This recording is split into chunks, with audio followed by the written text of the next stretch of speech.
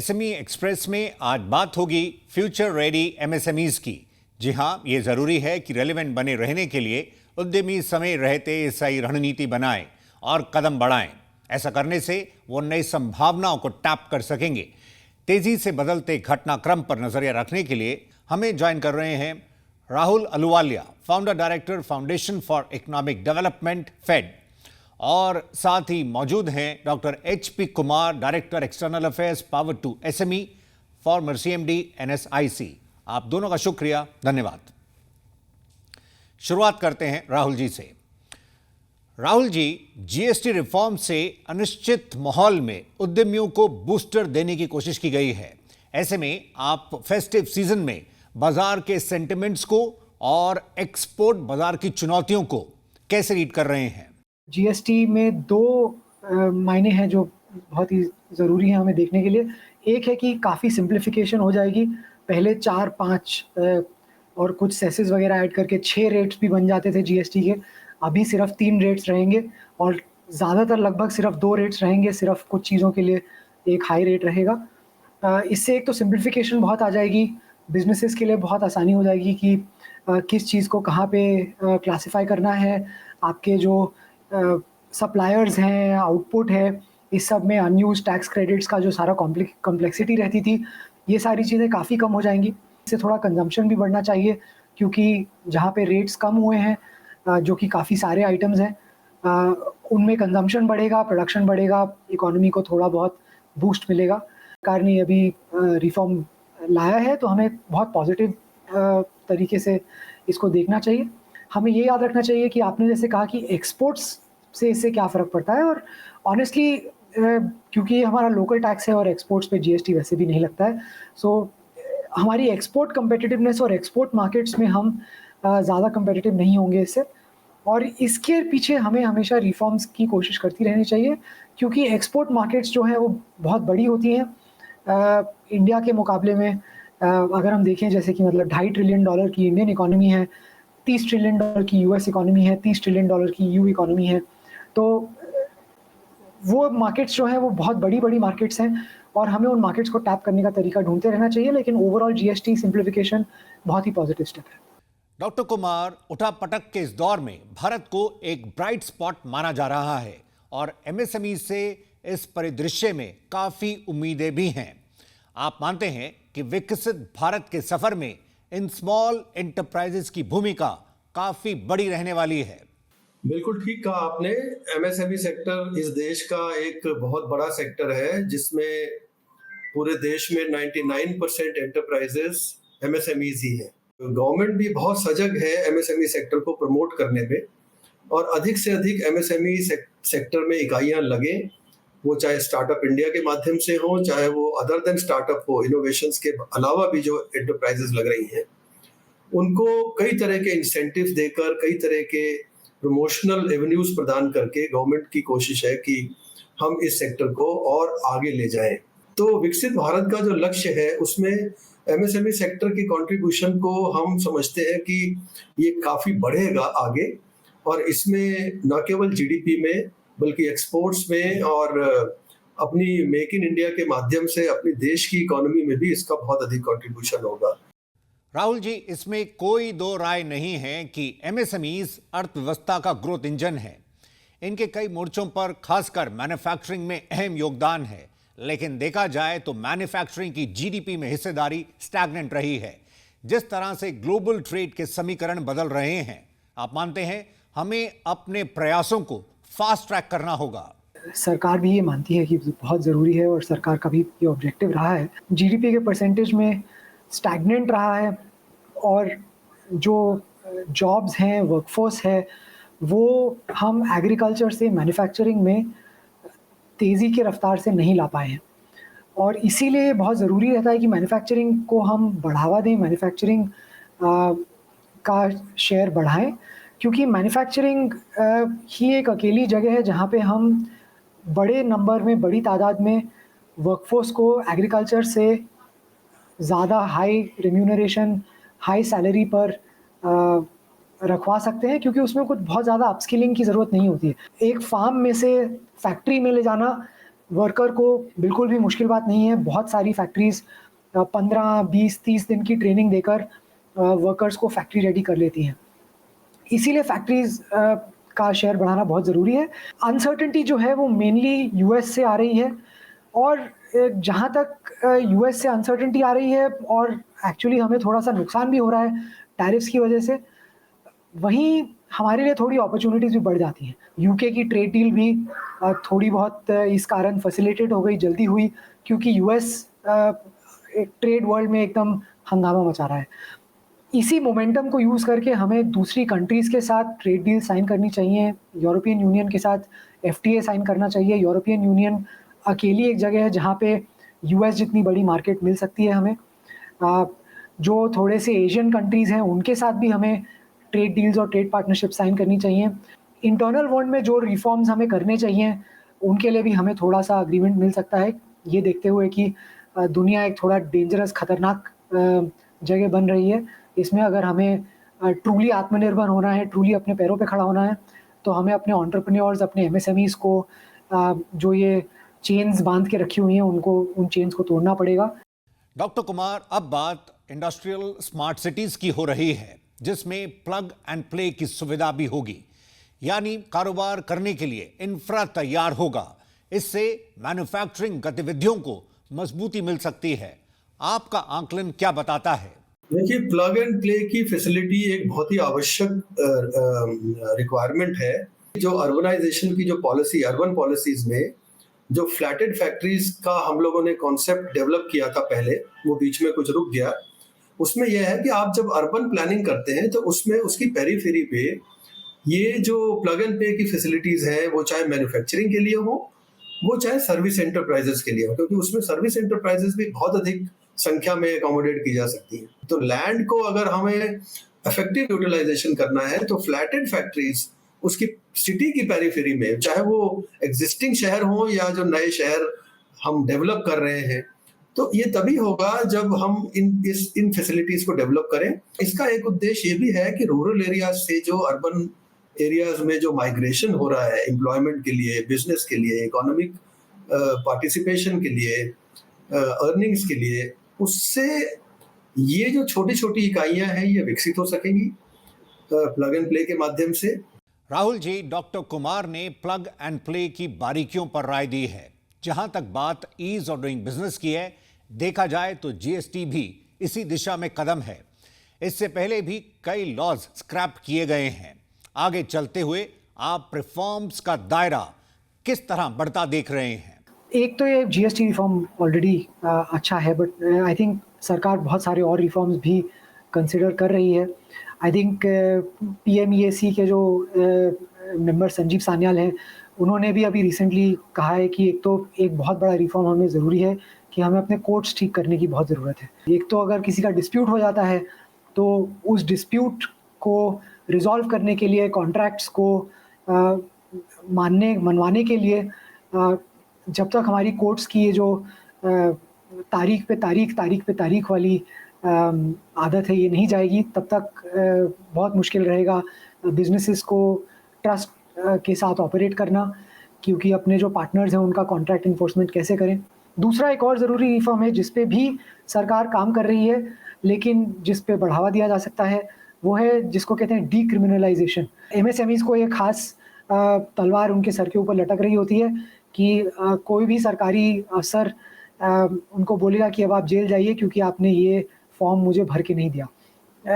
ये सरकार ने जन विश्वास 1 और 2 निकाले थे, जिनमें से कुछ ये चेंजेस हुए थे, बट आई थिंक बहुत ज़रूरी है कि इसको भी थोड़ा सा और बढ़ावा दिया जाए। और सरकार ने जन विश्वास 3 के बारे में बात करी है, वो अभी पार्लियामेंट के सामने रखा है, तो ये एक और ज़रूरी रिफॉर्म है जो कि लिया जाएगा। हमें मैन्युफैक्चरिंग की जब सवाल उठता है, तो हमें क्लस्टर्स में सोचने की बहुत ज़रूरत है, क्योंकि अगर हम कहीं पे भी विश्व में देखें तो मैन्युफैक्चरिंग दूर-दूर एक दूसरे से डेवलप नहीं होती है, एकदम आसपास ही डेवलप होती है। और इसका बहुत इम्पोर्टेंट रीज़न है इसका कि इकोनॉमीज़ ऑफ स्केल आ जाते हैं क्लस्टर्स में आप दूसरे इंफ्रास्ट्रक्चर्स का फ़ायदा उठा सकते हैं, आप लेबर का फ़ायदा उठा सकते हैं कि आपके पास बहुत सारी लेबर अवेलेबल है, स्किल्ड लेबर अवेलेबल है, तो बिज़नेसेस को बहुत इकोनॉमीज़ ऑफ स्केल मिलती है, ख़ासकर कि एमएसएमईज़ को बहुत इकोनॉमीज़ ऑफ स्केल मिलती हैं। यानी आप बात कर रहे हैं जुडिशियल रिफॉर्म्स की, साथ ही एमएसएमईज को लेकर कुछ ऐसे प्रावधान जिन्हें डीक्रिमिनलाइज करना होगा। डॉक्टर कुमार, यह बात सही है कि एमएसएमईज की ग्रोथ में क्लस्टर्स की खास भूमिका है। ऐसे में जो हमारे ट्रेडिशनल मैन्युफैक्चरिंग क्लस्टर्स हैं, उन्हें कैसे फ्यूचर रेडी बना सकते हैं, कॉमन फैसिलिटी सेंटर्स को और कैसे प्रासंगिक कर सकते हैं। क्लस्टर्स डेवलपमेंट करके हम कई तरह का जो इंडस्ट्री और जो एनवायरनमेंट है उसको इम्प्रूव कर सकते हैं। क्लस्टर से ना केवल मैन्युफैक्चरिंग कैपेसिटी बढ़ेगी, लोगों की ट्रेनिंग में भी हेल्प होगी, स्किलिंग में भी हम क्लस्टर लेवल पे स्किलिंग प्रोग्राम्स चालू कर सकते हैं, बल्कि एनवायरनमेंट में भी बहुत फर्क पड़ता है इसमें, क्योंकि वहाँ पे कॉमन फैसिलिटीज इस्टेब्लिश करके हम सुविधाओं को हम पूरी छोटी छोटी इकाइयों को उपलब्ध करा सकते हैं और एनवायरनमेंट का ध्यान रखते हुए। अब इशू यह है कि क्लस्टर्स में हम कैसे करें। जो क्लस्टर्स की जैसे एसोसिएशंस बनी हुई है, उनको हमें साथ लेके चलना होगा, उनको हमें गवर्नमेंट के माध्यम से प्रमोशनल स्कीम्स उपलब्ध करानी होंगी। जैसे कॉमन फैसिलिटी सेंटर के लिए अगर कोई गवर्नमेंट की स्कीम है तो उसको हमें क्लस्टर्स में किस तरह से इम्प्लीमेंट कर सकते हैं, उसकी अवेयरनेस क्रिएट करनी होगी, उनको ईजी बनाना होगा।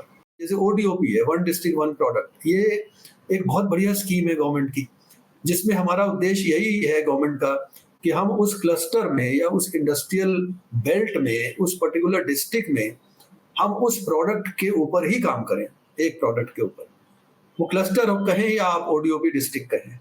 पर ये बहुत ज़रूरी है कि क्लस्टर्स को डेवलप करके, क्लस्टर्स के माध्यम से हम उन पर्टिकुलर एरियाज में एक ऐसा इंटरवेंशन कर सकते हैं जिससे कि स्केल में बहुत इंप्रूवमेंट होगी, क्वालिटी बहुत इंप्रूव होगी। राहुल जी, हमारे क्लस्टर्स में माइग्रेटरी लेबर्स बड़ी संख्या में हैं। इनके लिए dormitory type accommodation, walk to work का इंफ्रास्ट्रक्चर बनाने की योजना है। इसके ऑपरेशंस के अगले चरण के लिए क्या मायने होंगे? हमने पिछले साल नीति आयोग के साथ एक रिपोर्ट में कोलैबोरेट किया था और नीति आयोग की रिपोर्ट है इंडस्ट्रियल वर्कर हाउसिंग, जिसके लिए हम नॉलेज पार्टनर थे एफईडी में। और उस रिपोर्ट में बिल्कुल यही बात करी जाती है कि क्लस्टर्स और इंडस्ट्रीज़ का एक बहुत ज़रूरी हिस्सा है housing for workers, dormitory housing for workers. कोई एक अगर बड़ी फैक्ट्री लगाना चाहता है तो वो किसी और फैक्ट्री के पास नहीं लगाना चाहता है, क्योंकि वो कहते हैं कि जितने भी आसपास के वर्कर्स हैं वो सारे एक फैक्ट्री में चले जाएंगे, तो फिर कोई हमारे पास लेबर का कैचमेंट नहीं रहेगा। और ये क्लस्टर्स के डेवलप होने के लिए बहुत ही बड़ा बैरियर है। इस बैरियर को पार करने के लिए जो बजट अनाउंसमेंट हुई है वो बहुत ही बढ़िया अनाउंसमेंट थी, पर उसको स्कीम में कन्वर्ट करने के लिए मिनिस्ट्री ऑफ हाउसिंग काम कर रही है। इंडस्ट्रीज़ ऑलरेडी अपनी तरफ से वर्कर हाउसिंग, डॉर्मेट्रीज़ वगैरह बना रही है, लेकिन अगर हम हाउसिंग को इंफ्रास्ट्रक्चर की तरह सोचें और एक्चुअली सिंगापुर, चाइना, इन देशों में हाउसिंग, वर्कर हाउसिंग खास तौर के इंफ्रास्ट्रक्चर की तरह लिया गया है और इससे बहुत बूस्ट मिलता है, बहुत फिलिप मिलता है, खासकर कि एमएसएमईज़ को, क्योंकि फिर लेबर की प्रोडक्टिविटी बहुत बढ़ जाती है, उनको 1-1 घंटा, 1.5 घंटा फैक्ट्री आने में नहीं लगाना पड़ता है। तो हमने क्लस्टर्स के तमाम आयामों पर बात की है। अब वक्त ब्रेक का है। ब्रेक के बाद ग्लोबल ट्रेड में नए अवसरों के लिए सप्लाई चेन में भागीदारी को कैसे करें मजबूत। हम जल्द लौटते हैं।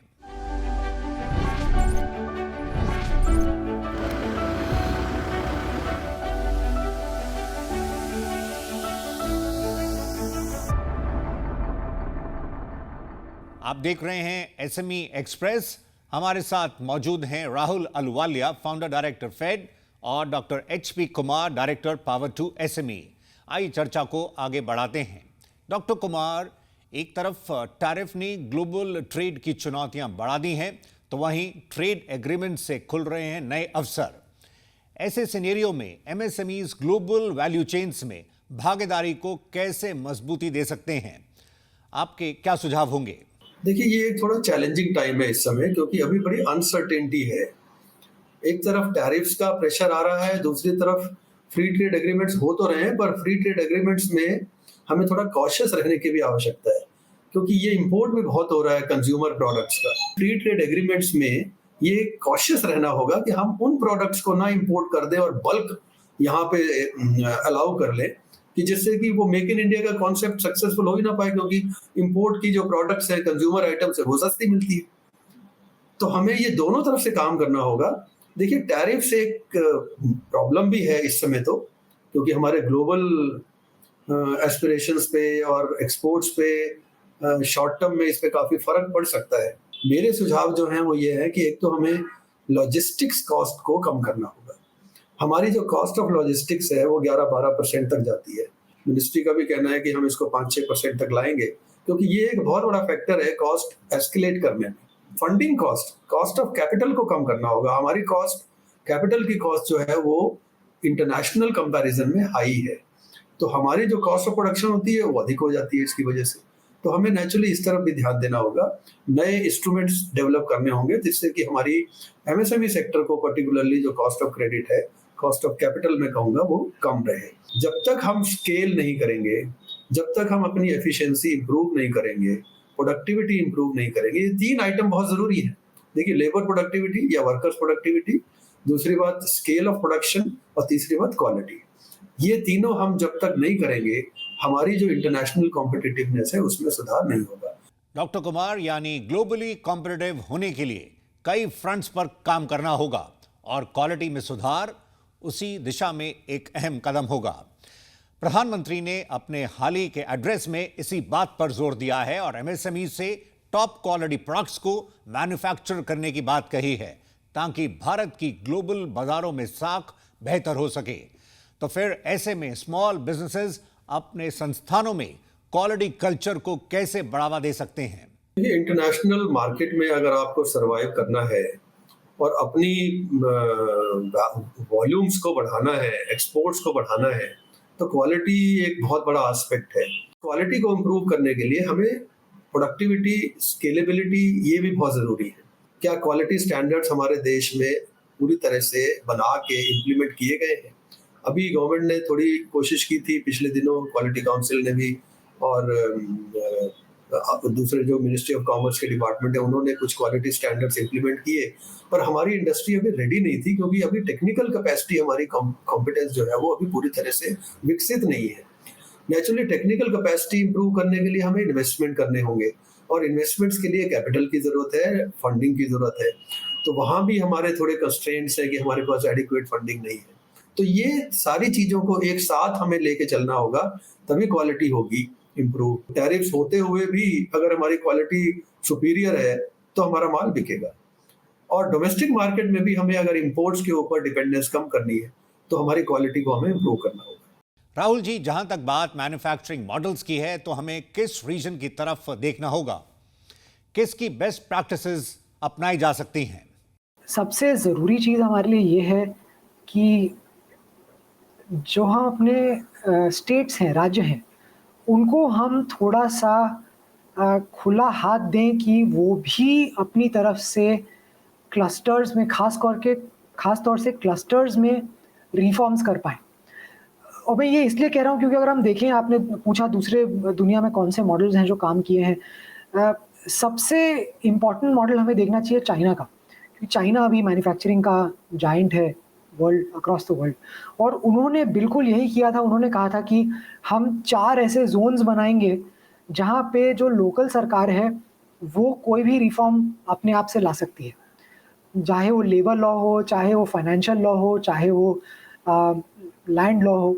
उससे हम पूरी तरह से एंटरप्रेन्योर्स के जो हाथ बंधे हुए हैं वो खुल जाएंगे वहाँ पे, और इससे बहुत मल्टीप्लायर इफेक्ट्स आ जाते हैं। डॉक्टर कुमार, बदलते दौर में इनोवेशन के नजरिए से, कॉम्पिटिटिव एडवांटेज के पहलू से आप एमएसएमईज के लिए एआई की भूमिका को कैसे देखते हैं? एमएसएमई सेक्टर में हमारे पास मैन पावर और लेबर फोर्स इतनी अवेलेबल है कि एआई के माध्यम से हम मेनली क्या कर सकते हैं, एआई का जो यूज है या इम्प्लीमेंटेशन है जो इंडस्ट्री में, वो स्केल के लिए किया जा सकता है। रिपीटेटिव काम जो होते हैं उसमें एआई बहुत हेल्पफुल होती है, तो प्रोडक्शन का स्केल तो बढ़ जाएगा। और हम रेपिटेटिव वर्क में, जहाँ पे इंडस्ट्रीज है, जैसे पर्टिकुलरली माइक्रो स्मॉल सेक्टर में मैं बात कर रहा हूँ, तो वहां पे एआई का हम वहां यूज करें जहां पे उससे हमें कुछ फायदा हो। अदरवाइज हमारी जो मैन पावर है वो इतनी अवेलेबल है कि हमें एआई से बहुत अधिक एक्सपेक्टेशन नहीं होनी चाहिए उस माइक्रो और स्मॉल सेक्टर में। पर एआई का यूज तो है ही है, एआई का बेनिफिट तो है, क्योंकि एआई से हम कई ऐसे काम कर सकते हैं जो कि हमारी मैन पावर या लेबर को करने में बहुत टाइम लगेगा और बहुत कॉस्टली रिसोर्स होगा। चलते हुए डॉक्टर कुमार, आप बता सकें कि क्या फेस्टिव सीजन के समय बाजार में मूड अपबीट है? आपको कारोबारियों से क्या फीडबैक मिल रहा है? देखिए, कंज्यूमर्स तो अपबीट है। अब कंज्यूमर्स के लिए यह है कि उनको जो प्रमोशनल ऑफर्स मिल रहे हैं उसका वो फायदा उठा रहे हैं, और मार्केट में जा भी रहे हैं लोग इसको टेस्ट करने के लिए कि क्या ये जीएसटी का जो रिडक्शन आया है ये वाकई एप्लीकेबल है। कंपनीज और रिटेलर्स, होलसेलर्स भी, रिटेलर्स भी, जो भी हैं वो इसको एडवर्टाइज कर रहे हैं और पब्लिसाइज कर रहे हैं और कंपैरेटिव प्राइसेस भी बता रहे हैं। पर इससे यह है कि एक एंथुसियाज्म बढ़ा है और एक फेवरेबल एनवायरनमेंट क्रिएट हुआ है, तो मुझे लगता है इसका फायदा ओवरऑल बिजनेस को भी होगा और कंज्यूमर्स को भी होगा। एसएमई एक्सप्रेस में फ्यूचर रेडी एमएसएमईज पर नजरिया रखने के लिए और इनसाइट्स के लिए राहुल अहलुवालिया और डॉक्टर एचपी कुमार, आप दोनों का शुक्रिया। अगले सेशन में मुलाकात होगी नई थीम के साथ। फिलहाल नमस्कार।